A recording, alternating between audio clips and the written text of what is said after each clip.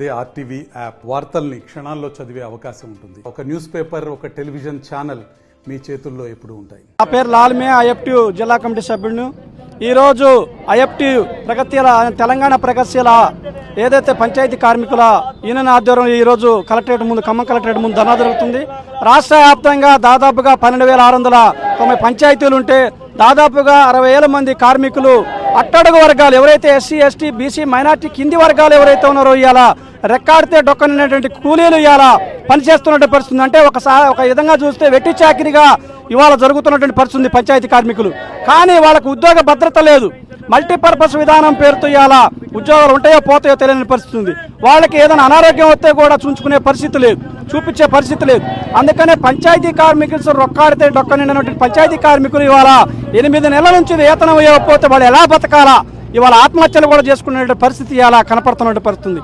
అందుకనే ఈ ప్రభుత్వం అధికారంలో రాకముందు ఎన్నో గొప్ప మాటలు చెప్పినట్టు పరిస్థితి. అధికారంలోకి వచ్చిన తర్వాత ఇవాళ పంచాయతీ కార్మికులు పట్టించుకోకుండా దిక్కులేని వాళ్ళగా వదిలిపెడుతున్న పరిస్థితి.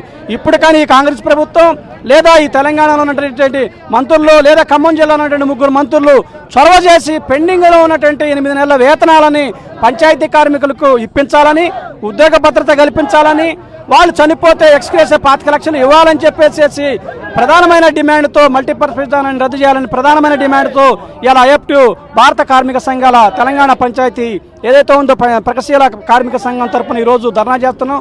లేడేళ్ల పెద్ద ఎత్తున హైదరాబాదు ఏదైతే పంచాయతీ కార్యాలయాన్ని ఏదైతే దాన్ని ముట్టడిస్తామని చెప్పేసి ఈ విధంగా చెప్తున్నాం. అప్పారావు జిల్లా ఐఎఫ్టీ అధ్యక్షుని.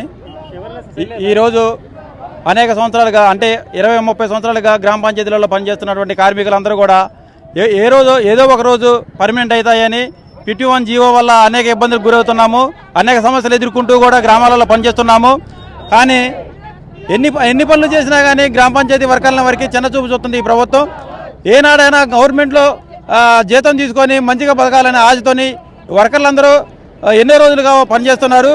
కావున వాళ్ళని నిర్వీర్యం చేస్తూ ప్రభుత్వం జీతాలు పెంచకుండా, జీతాలు ఇవ్వకుండా అప్పులు పాలు చేస్తూ వడ్డీలు తెచ్చుకొని ఆత్మహత్యలు చేసుకునే రోజులు వచ్చాయి. మొన్న అంజనాపురంలో ఒక వ్యక్తిని గ్రామ పంచాయతీ కార్యదర్శి ఇబ్బందులకు గురి చేస్తే ఆయన ఆత్మహత్య చేసుకోవడం జరిగింది. కావున అలాంటి ఆత్మహత్యలు ప్రేరేపిస్తూ ఈ ప్రభుత్వం ఇంకా కార్మికుల్ని ఇబ్బందులకు గురి చేస్తుందని వెంటనే వాళ్ళు మా సమస్యలను పరిష్కరించి మాకు న్యాయం చేయాలని కోరుకుంటూ సెలవు తీసుకుంటున్నాం. మరిన్ని వీడియోస్ కోసం ఛానల్ ని సబ్స్క్రైబ్ చేయండి. లేటెస్ట్ అప్డేట్స్ కోసం వాట్సాప్ ఛానల్ ని ఫాలో చేయండి. అండ్ లింక్ డిస్క్రిప్షన్ లో ఉంది.